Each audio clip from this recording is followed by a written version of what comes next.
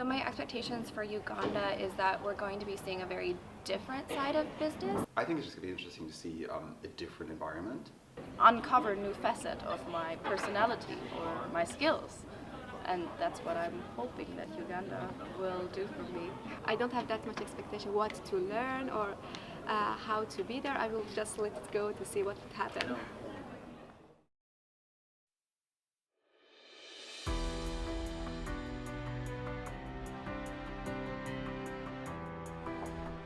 Wow, you look amazing. Hi, how are you?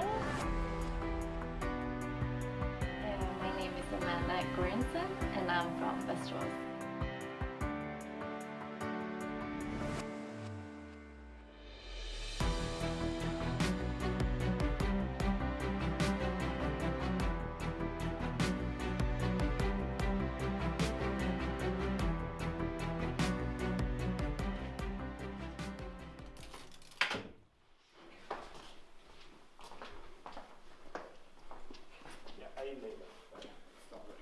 No, it's horrible.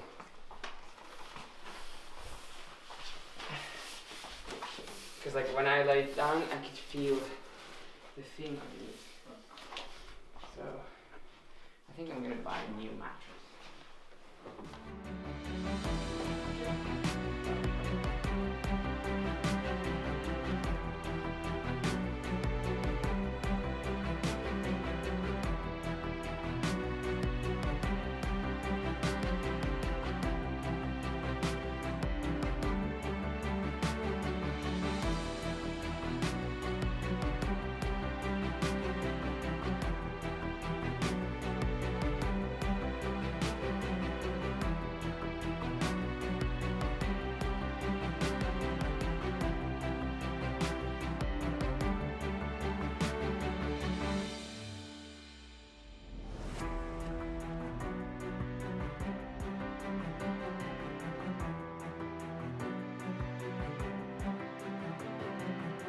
I thought it was interesting that it was, I said to Kira, I was like, did you know she had a twin sister?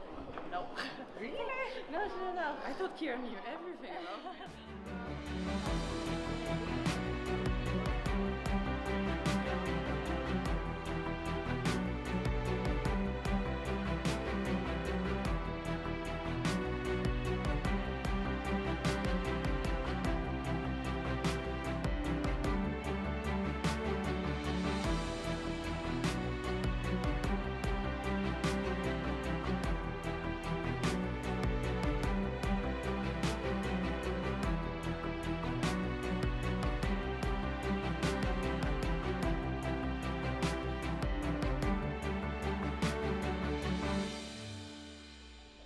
How many people do you have in your family?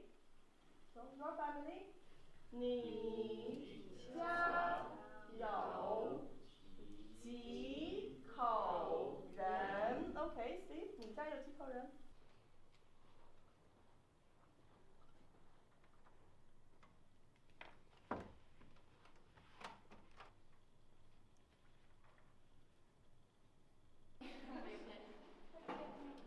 Hey, how are you guys? Good? Yeah, good. Yeah.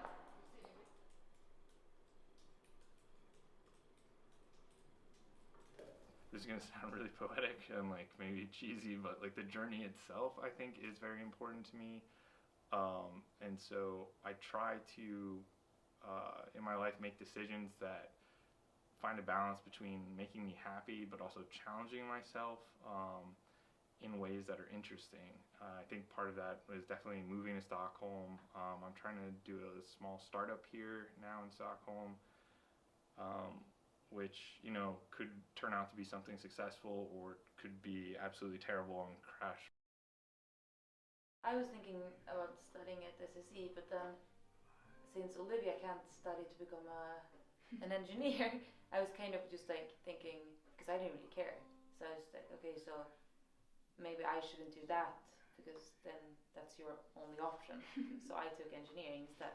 I think, yeah, sometimes I don't tell people because I think that I'm scared again that I'm gonna have that reaction. It's also, but it's not just about owning a cafe, but you never want to put yourself like above people. I mean, I don't mean that you are actually above people just because you have been to, I don't know, done that or done But in that. a way, But sorry to interrupt, but isn't that sort of in a way in itself another form of vanity?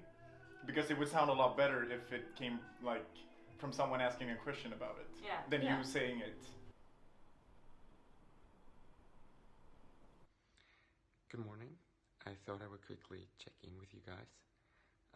It's 6:30 and I just got up.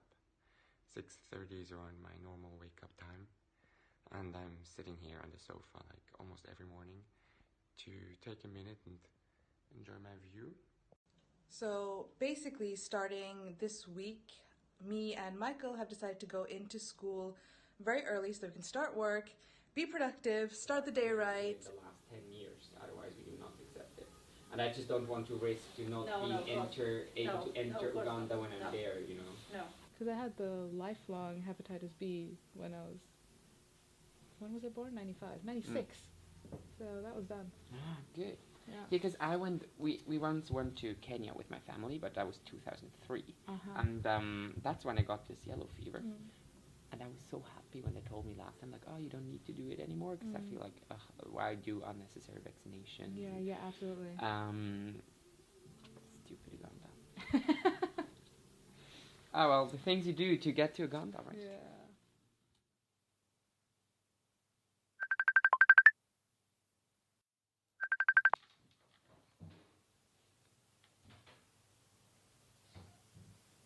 Hello. Hey, darling.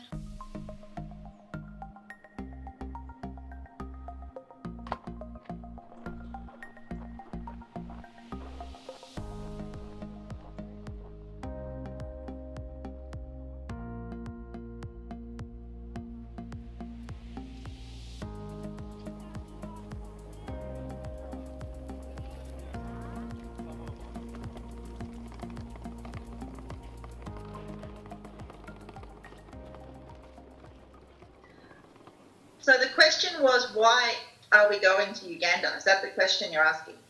Yes. The very first goal is, right, these students are studying Master of International Business.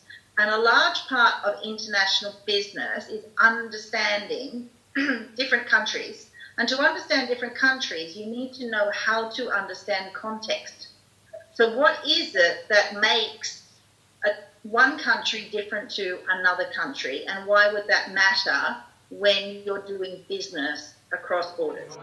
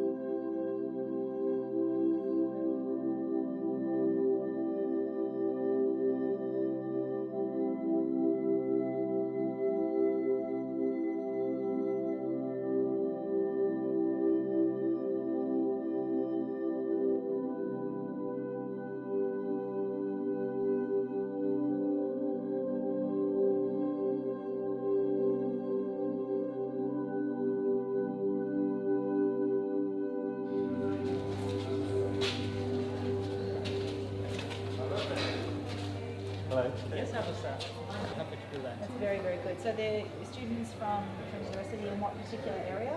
Different or? Different, yeah. The different colleges. Some are doing government studies, others technology. Yeah, but at least all of them from Makerere. And so what age are they? How old? Different ages, 21 to 28. Oh, well, that's the same as ours. Yeah. Okay, that's the range. Yeah, that's the same as ours. Great.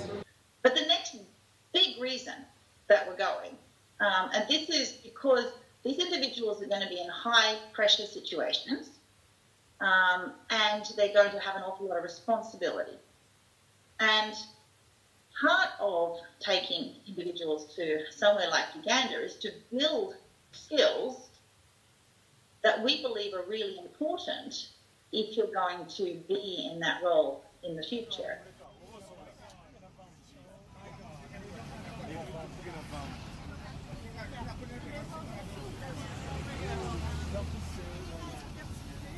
So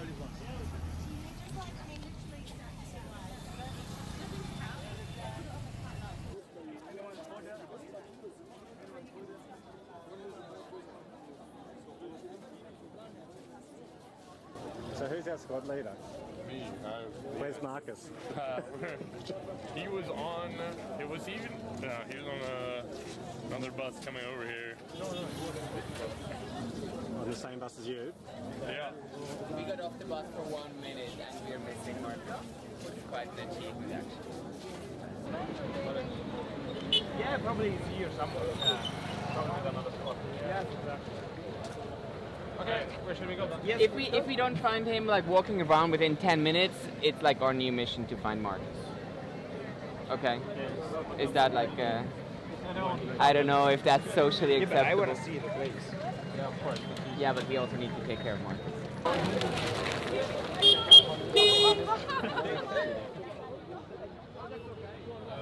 No? Squad 2? Marcus. Marcus. Huh? Squad 3? 4? 5? 6? 8, 7? We need to look at Michael. 7? 8? 9? 10? No, there's no 10. Where's 1? Where's 1? Oh, okay, we're all here then. Good. Yeah.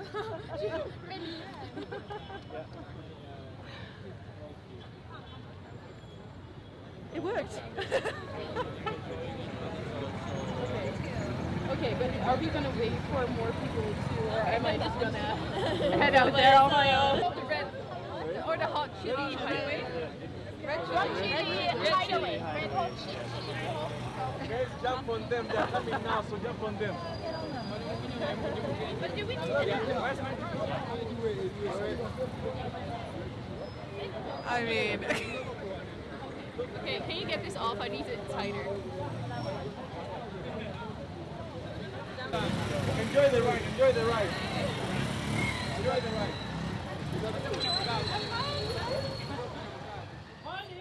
In the program, we do an immersion trip, whether it's anywhere. It could be to somewhere else in Europe, it could be Australia, it could be the US. It just happens to be Uganda. And that is so that students get the skills for understanding a context which is different to the one that they're coming from. So they're going to be doing business internationally. Maybe they invest internationally, maybe they work for an international firm, maybe they're making large strategic decisions about operations with other countries. And to be able to do that, they need to have an insight into what does another country structure look like. Uganda is chosen because it's so different from everything else that they have. So if we were going somewhere else in Europe, it would be very easy for us to just look for similarities. If we go somewhere very different, all the senses are heightened and you start to sort of be aware of what is surprising to me. So the whole structure of the trip is based around trying to understand context, and it's actually set up so that we're looking at different levels within the society that would be relevant to individuals who are going to do business in a new context. Okay. Yes, Victoria? Should get going. Yeah, because we're picking up Alan on the way, so let's just make sure that you know where you're going. There's group 1 and group 2, right? And group 1 is going to Beat for Life and group 2 is going to the Teen Pregnancy Centre first, and then you're switching. And group 1 is squad 1, 2, 3, 4, half of 6, okay? So group 6 unfortunately has to split up. Then group 2 is squad 5, 7, 8, 9 and half of 6, okay? So if you're confused, I've got it here. Hi, Rebecca, welcome to Pakistan. Sarah, welcome to Pakistan. Another Sarah. The other one is Sarah. You're Sarah. You don't have to. Okay, all right. Welcome back. Abdullah, welcome. Hi.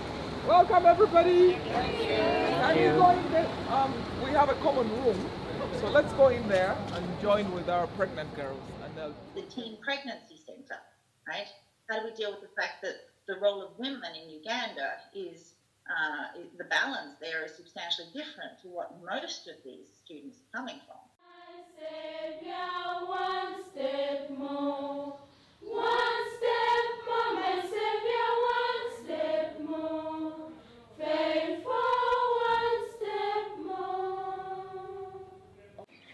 My name is Leah, 14 years, 8.5 months pregnant. I think here, when we shelter these young girls, they will stay as long as they are pregnant. They come when they're 2 months, 2 weeks, but they will stay as long as they are pregnant. After they have their babies like this one, they can only stay for 2 weeks. And then we can reintegrate them back to their families. During their time here, we will talk to their family members so that they can forgive and there is reconciliation. And by the time the baby is born, the family is ready to take the girls back to their homes. But 80% of them are received back. Some, 20%, it's like, no way, she may go wherever. So we struggle to find a home for the kind of girl who is rejected by a family. And we talk to friends, we talk to organizations, we talk to different people to receive the girl and the baby. A good friend of Wakisa donated the baby cot. So her baby used to sleep here and then she slept here. So fast forward, we finally get her where to go and that is fine. Then we got our youngest mom ever. She was 10 years old. So when she moved here, she's called Sheila. Sheila could not sleep in an adult bed. So this became her bed. And she was very comfortable here. And now, yeah, Sheila is back to school and she's an amazing, amazing girl. So that was Sheila. Last year, we had a 12-year-old who was also so scared of sleeping in the big bed. And so she slept in the baby cot. So for some reason, we've kept the baby cot because for the young moms, it's such a place of comfort. And so that's why this cot bed is still here. All men of Uganda, all boys of Uganda, we call for our rights, respect and reasoning. Let us stand up and fight for our rights. Girls in Uganda, let us join hands and seek for Mr. Respect, even self-respect. We matter to the nation, we matter to God. All men of Uganda, all boys of Uganda, remember, we are your fellow human beings and not sex objects.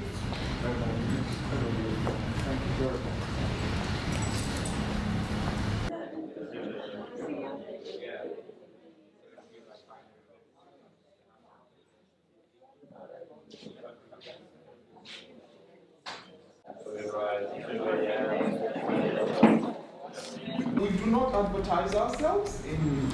We don't. We would be overwhelmed if we ever advertise because we don't work for money. It's a free charity. It's charity, and it's a word of mouth. Whether there is some teaching that is going on that men should respect women, so this issue of a teenage pregnancy can be reduced. Is that something that is being addressed in schools or in society? Just to answer your question, I think it begins with a family. So you'll find that there are very many families where domestic violence is happening. They're very young mothers. Your average, say, African mother before our generation became a mother, say, when she was a teenager. So they are growing up in that. And then what's happening in the families, what's happening in the communities, and down to the poverty levels that we have to experience. You're saying, if it's the police, the level of bribery that's happening, girls are being given up for just one goat, a goat that is about $30, yeah? And they're being sacrificed by their families for that, but not because the families do not want them, but because of their levels of poverty. Back to the police systems. The police will try everything, but they've not been paid for 6 months. So a family is going to come and say, look here, you put her son in jail, can we give you, say, $20 and you let him go? and find that $20 is all he needs for his kids to actually get food, even for a week. So some of these things start from the grassroots where the programs already are. Yeah. Thank you so much, Bruce.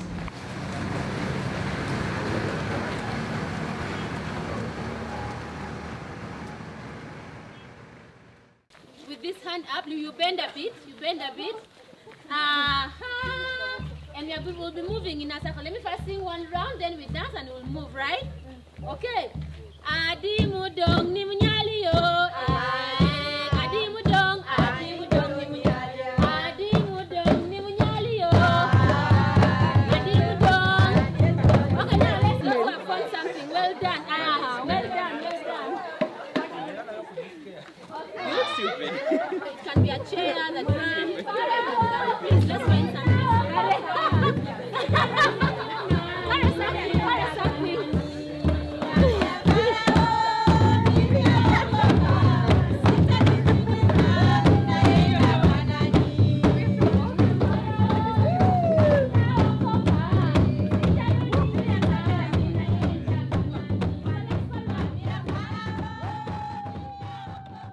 Social-based organisations, and these were the ones like Feed for Life, who are dealing with the fact that people are uneducated, a large portion of the population are uneducated, and there are no jobs for these individuals.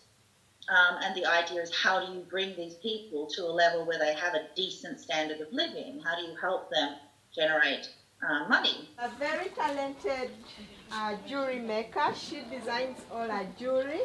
And she's then going to teach us how to roll a bead.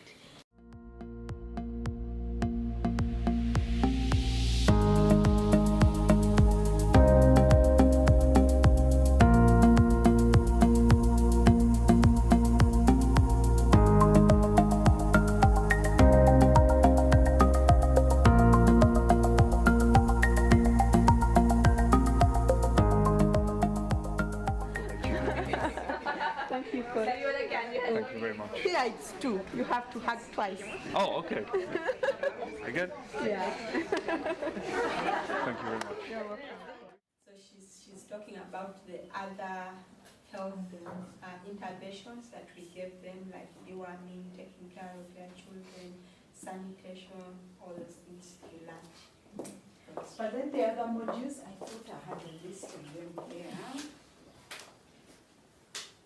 I don't have them. But anyway, the other modules we have getting out of your comfort zone, we have business opportunity identification, we have finding capital and starting small. Those are the main business training. And then when they come in for the next month, they do record keeping and bookkeeping. We also have market research. That's 1 month. Then the following month, they have the business plan, plus any add-on, maybe one health.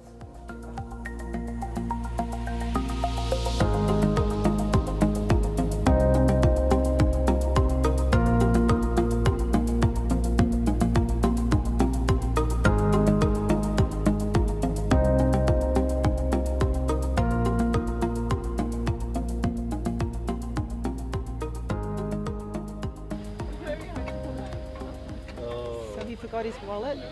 Seriously. Alright, so who's actually missing now? Is it just Anouk? I'm going to tell Michael Anouk can go to the other group. If she doesn't have 2 minutes, she can just go to the other group.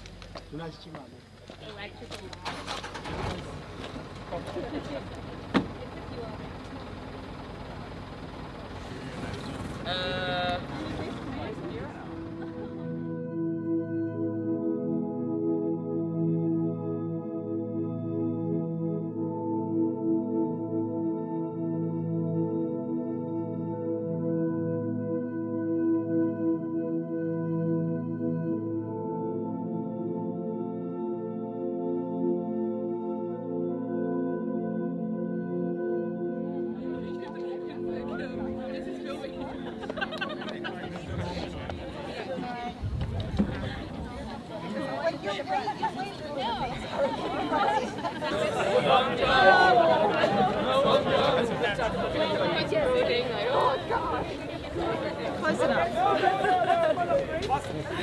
close enough. You filmed it anyway. You can just do a screenshot of the... Oh, we got a photo. It's hard to tell because there's no flashes. It's obvious with the others because they're flashing.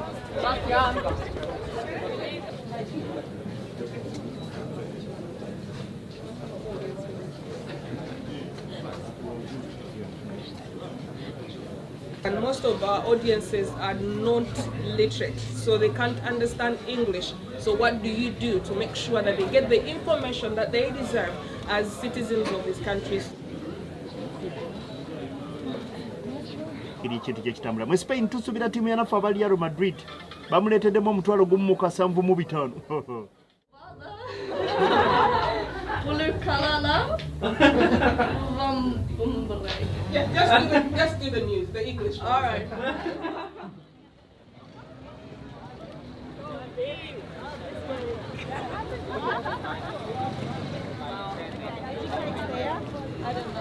Okay, there's two. That bus is educate max 15 people. This is going to be wash, max 20 people. Okay, and then this middle one can be Coke. There's also max bus. Which one is this? That's wash, And Francis. Coke, educate. And where are we going? We are going with Coke.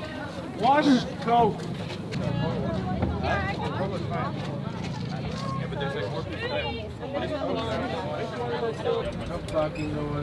Why did we not stop here on the way past?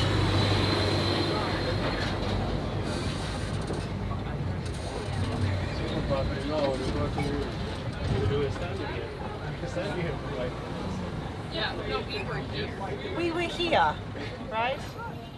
We don't have the... No? Okay. I think they just left us.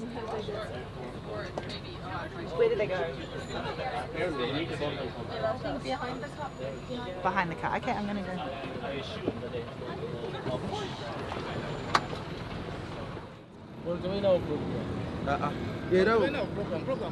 ebeera eri wenkuli yonna ne bushi bwajja watukiraawo. Okay, let us first inquire from the office. Come with me. So we have an appointment with Maureen.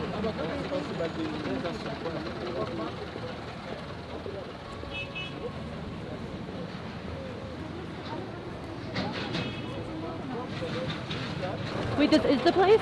Guess what? This is the place.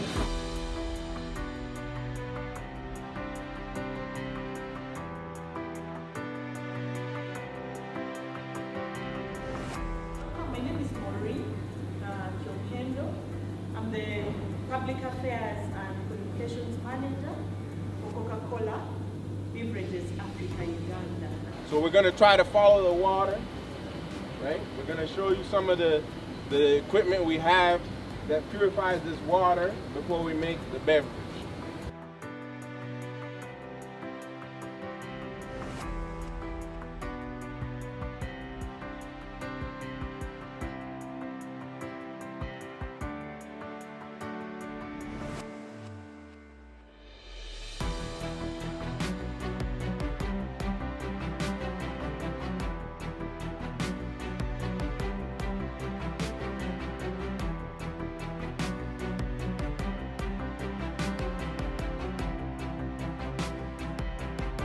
Africans have not yet got the opportunity to tell their stories. My grandfather were victims of colonialism. Victims of colonialism. We lost our identity.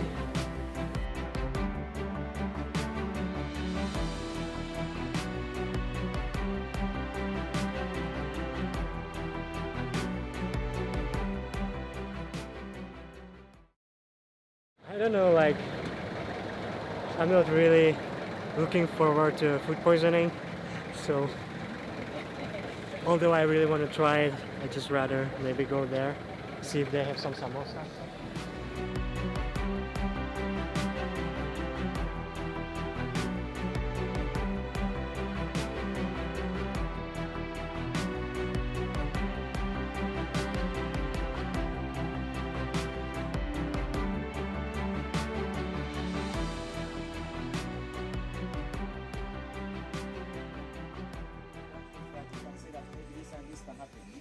nothing. Even other animals are there, but you are just advised to be with a flashlight, always. How do you be? You stand, like you wait? No. Until he goes away or just Before, I just advise you before you move any step with you, either from your banda or from your tent, try to flash in different corners. You make sure that the space is open for you so that you can do your movements. It is beyond my knowledge and anybody's knowledge when you are here and the hippo is on that car. So I can't say that you run like this because the hippo is very fast.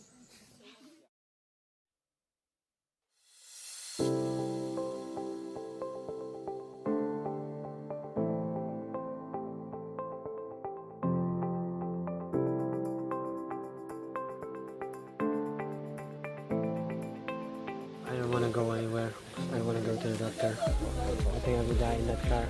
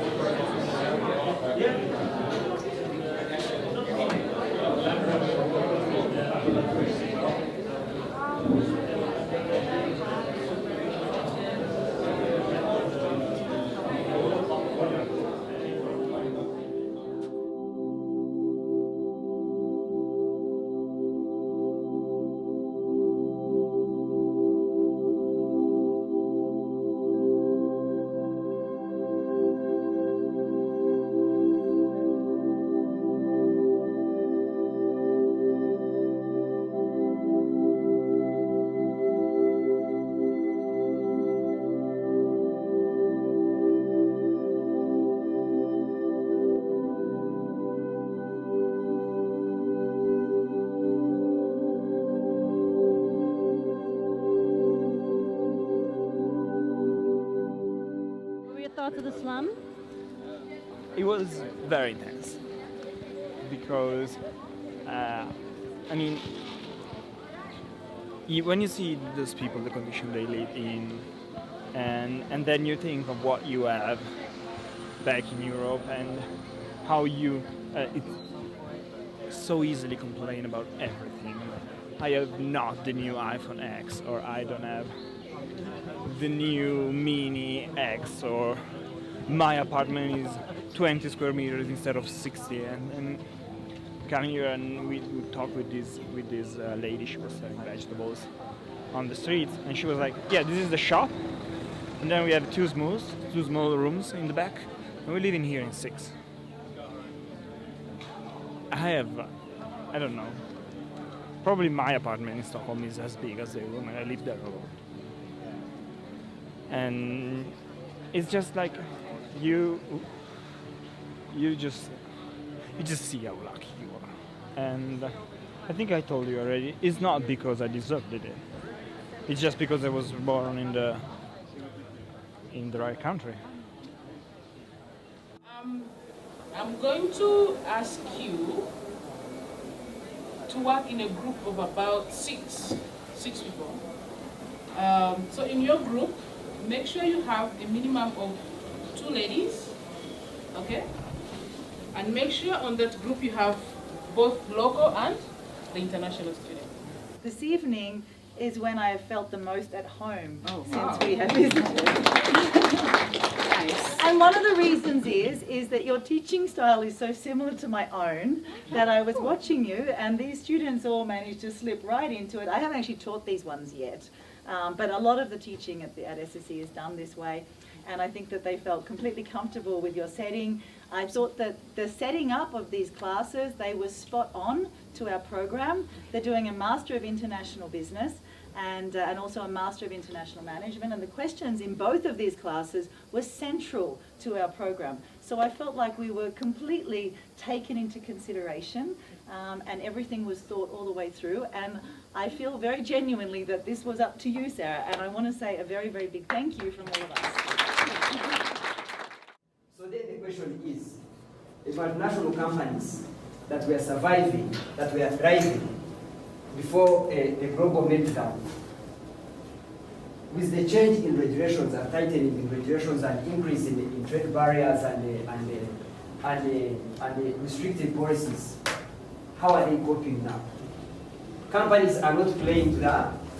They are not adhering to the rules of the game, especially involving countries where there are weak regulations and where you find companies are bigger than economies, and therefore they have the say, they can influence the way the politics are run, and therefore they can have their way. I think for us it's been an immense experience and a pleasure. Thank you so much for inviting us to this discussion, and especially since you saw that we had this Western experience on things. Like, this is where we were raised, this is where we grew up, and I think it's just really, really enriching to hear your perspective, because this broadens our mind, and I think we can take this back and learn from you. Hopefully when we grow up to be in the working world, we'll have these experiences and build on them. Thank you.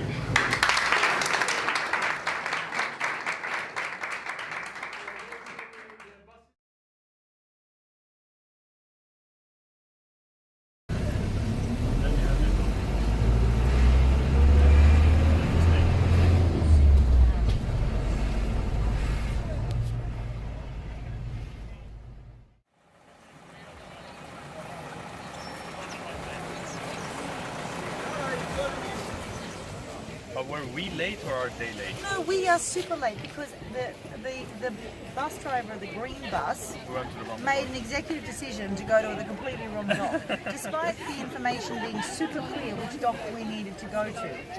Super clear. That's about the only fact we have, is the dock.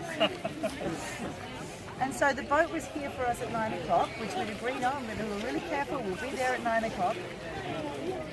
I cannot say that it has and then because we're working around fishermen and stuff, like they've got a schedule for the day. Yeah. So now the whole day is going to be thrown because of this. Like, in any other circumstances they could probably adapt. The fishermen have to go and get their fish. So maybe we can't go to the village, or maybe, I don't know, maybe school ends or whatever. Yeah, absolutely. It's really critical that we were here at 9 o'clock. So it comes down to the bus driver, but then maybe we could speed things up a bit, except they've set the boat away. And we don't know. Can you see a boat come?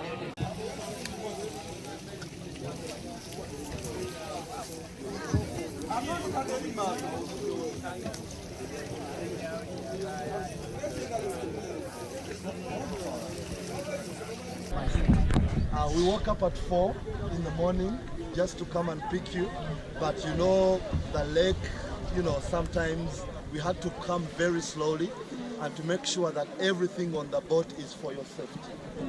Yeah, so that's why we ended up coming a little bit late. But I know you're going to enjoy yourself, and this boat is going to carry all of us. We can all fit in that one. So was this boat here before? Were you here and then you went away and then you came back again? No. So we weren't late, they were late. So you're welcome. That's great. I feel so much better that they're the ones that are late, not me. Go, Julia. You are Italian. You have the brave in your blood. You got this. Try not to move here. Try not to change position one from another. We are supposed to sit calmly. That is very important for the boat to be able to balance.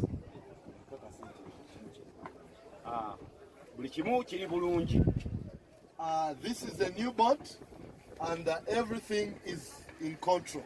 We thank God for you coming to the islands and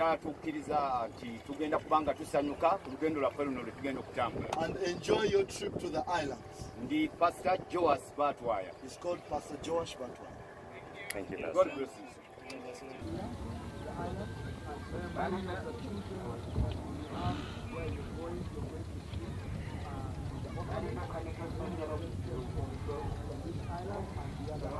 Looking at this camera, but anyway, I mean, yeah, just stand here.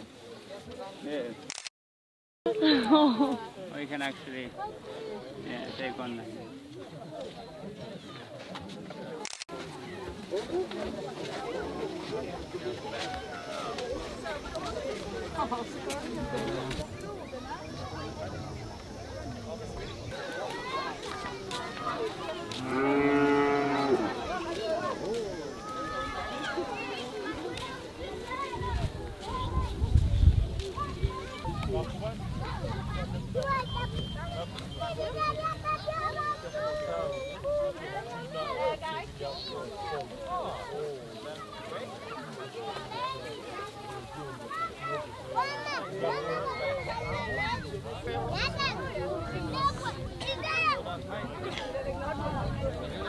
Hi to Martin. Yes, We have said hi to each other. Oh, nice. Do you want some? Yeah. Want some fruits? Yeah. Okay, I will take that. No, you can put on your shoes. It's okay that they share.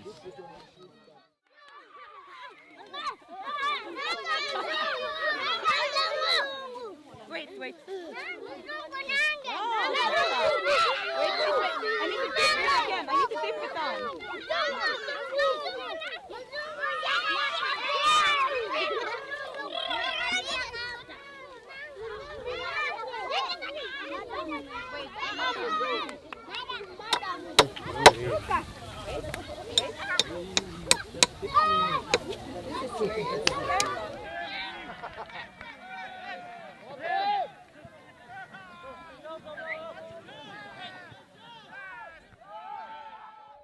So the goat is the trophy. At the end of the day, if Stockholm wins, or the local team wins, still Stockholm will give the goat to the losing team or the winning team.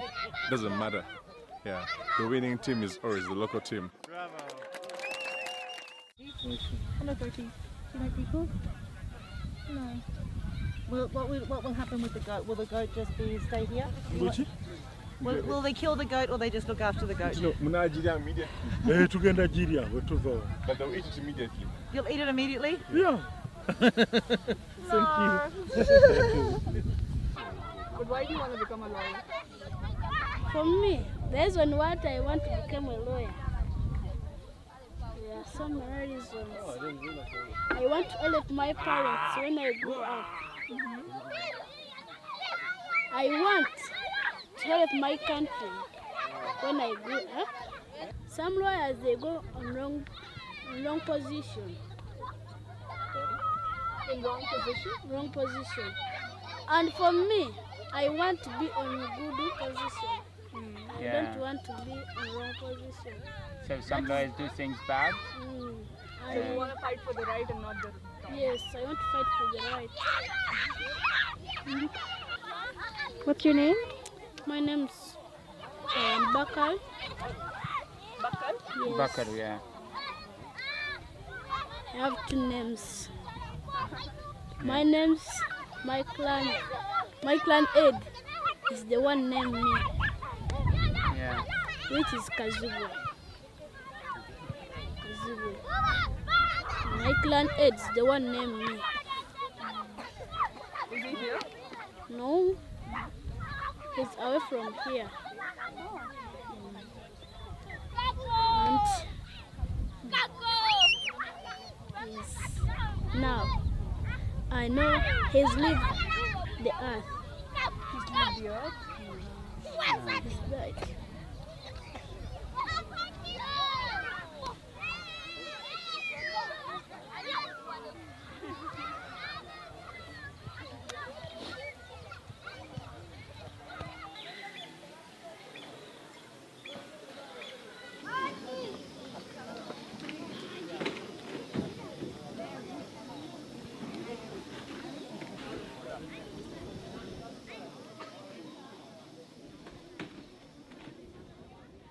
mwayimulayo ku dansi waabwe n'oluyimba naye mugenda balaba Yeah. Oh. So would all the people who know the Swedish smågrodorna, maybe we do it here? All the Swedish people? All the Swedish people and anyone who's ever been involved in a Swedish midsummer is good enough. Yes. Smågrodorna, smågrodorna är lustiga att se. Smågrodorna, smågrodorna är lustiga att se. Hej gör de, med svansar hava det. Hej gör de, med svansar hava det.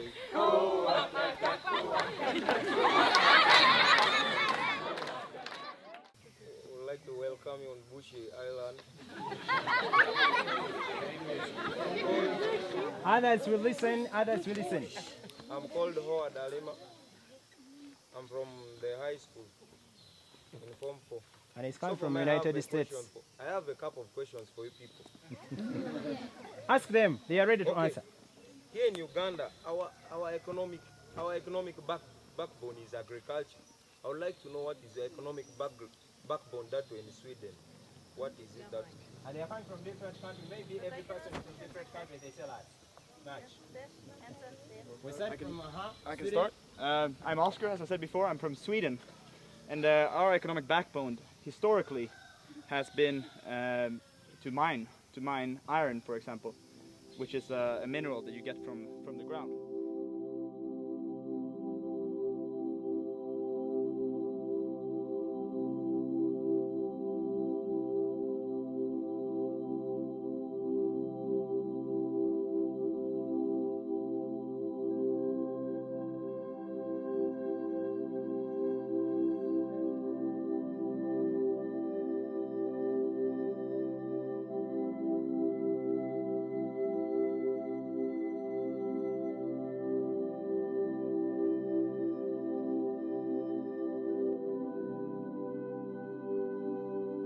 See you. Very nice to meet you. Bye.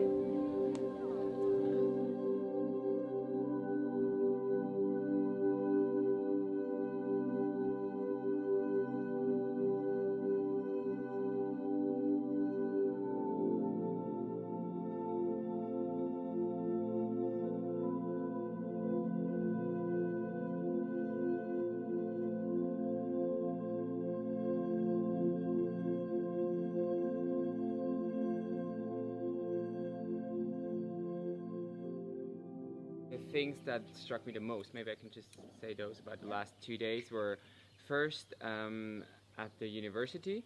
I really liked the innovation lab. I was like kind of impressed by it. But then the rest of the university was like way below my expectations, and I was kind of shocked a little bit. You know, they didn't really have bathrooms that you could use. They didn't have toilet paper. The facilities, well, they were broken windows, everything. And yet, apparently, they managed to study and provide good education, I think, within these facilities. So that made me think that we are really blessed. Then yesterday was, for me personally, the most challenging day that we've had so far. Just because of everything. I mean, long bus rides, but then the boat, I thought it was really fun. But and also to know that they just made it for us. And then we got to this island, and that for me was like 10 times worse than the slum has been, because just to see those people on their island, it was so remote. There was like no escaping from it. One's the mouth, one's the tail. Yeah, they don't whip around very fast. You'll have to keep them occupied, and like how the crocodile hunters do, they get on top of them and then they... But you know, to me, what I said, I think it's really hard to, because it's like a tourist thing. And then, because they, you know, that's why I also asked the question about the, because, you know, it's not only for meat production. It's like it's a zoo more than. Tourism is a very small part of it. As far as I understand, they don't get very many visitors at all. So it is a functioning farm, and they have decided to let tourists in. But I mean, it's so far off the beaten track. Yeah. They don't get. It's not like there's busloads of people turning up. Did No, you see no, the yeah, entrance? Yes, but I'm also thinking of becoming vegetarian now. I really don't like this. Have you been to a pig farm? No, I don't even wanna. That's I the think same you should probably. go to one. And then that's And a gonna chicken change farm. me. Yeah. And I probably won't eat it again.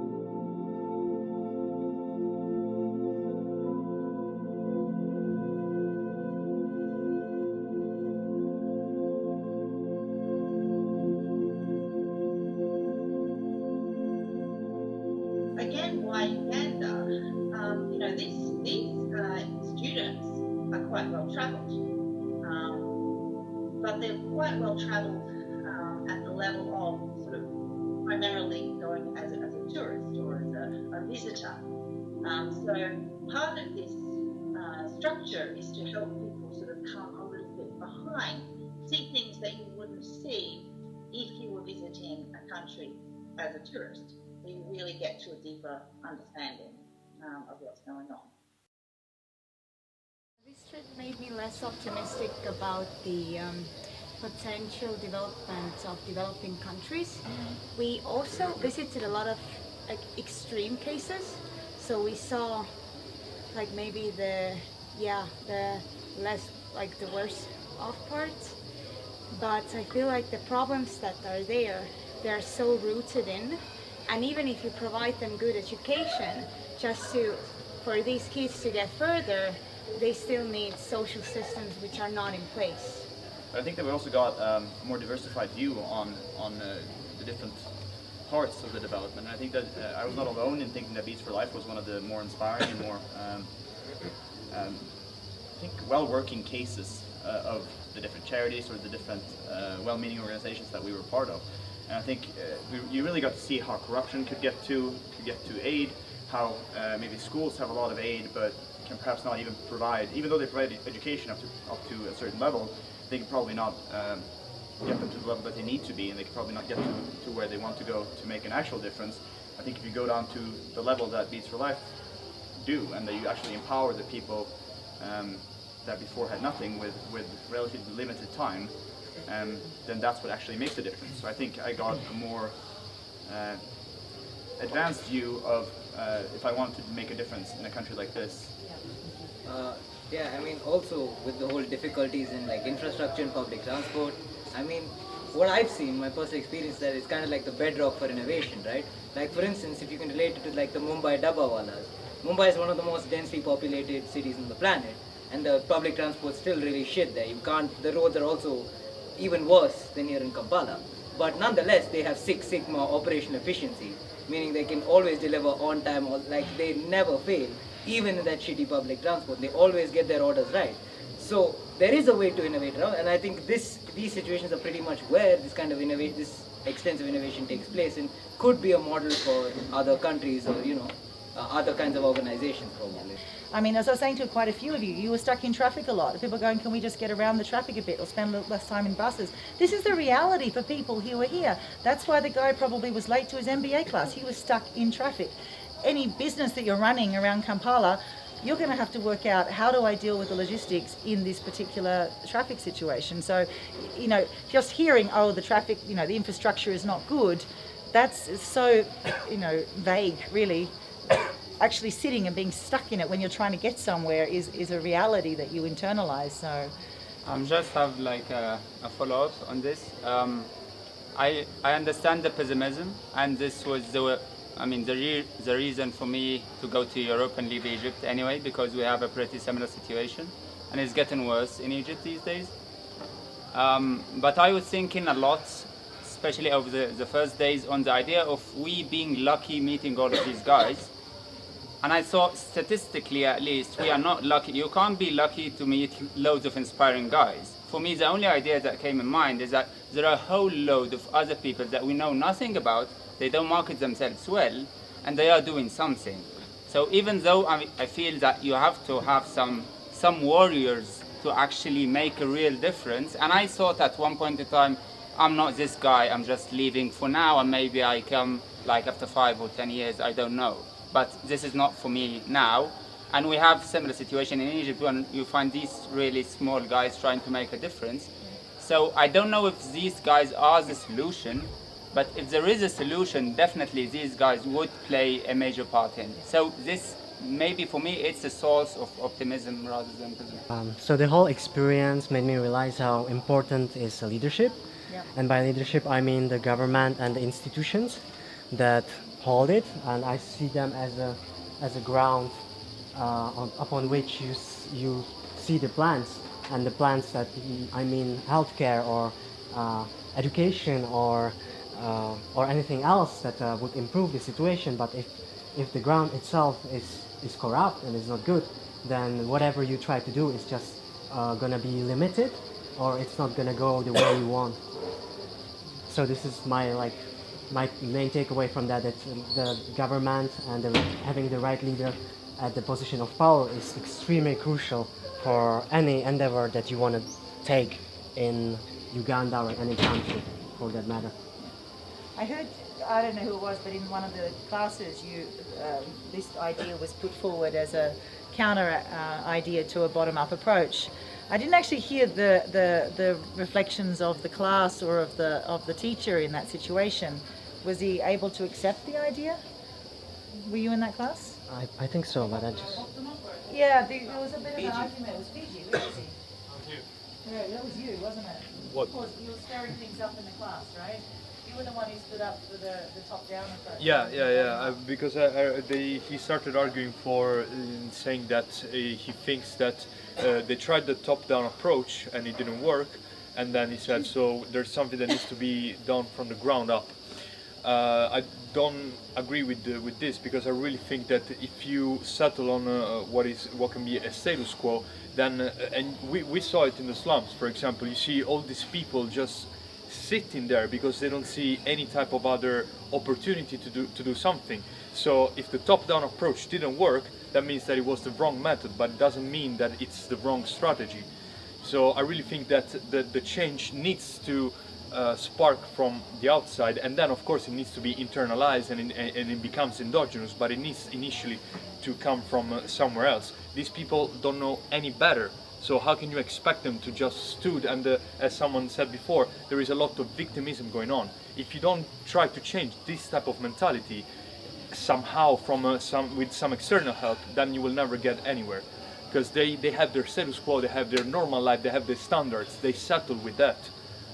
They're not fine probably, but they're not even at that point that they're saying we're gonna do something to change this. So that's my 2 cents on the issue.